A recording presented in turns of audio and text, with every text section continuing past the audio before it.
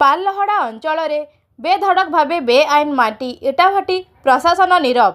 भाटी मालिक बेआईन भावे हजार हजार टंकारे माटी इटा बिकी मालेमाल।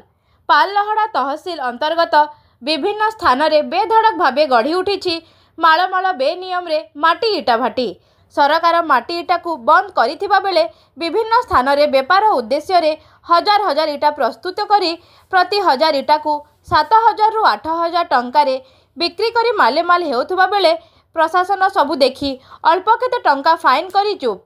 एही अल्प दिन मध्यरे पाललहड़ा तहसीलदार एक्शन मोड रे रही लक्षाधिक इटा बुलडोजर मारी भांगी देइथिबा बेले एबे मध्य अनेक जगार हजार हजार इटा प्रस्तुति चालुथुबा बेले हजार हजार इटा पोड़ा होई गच्छित होई रहिछि।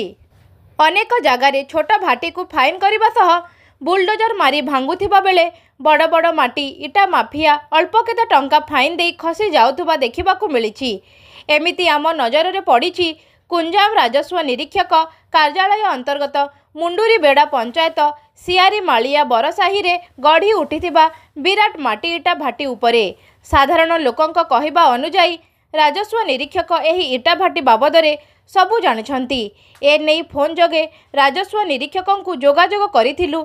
से तांका प्रतिक्रिया रे रखिछंती जे मु ए विषय रे तहसीलदार को अवगत करैछि।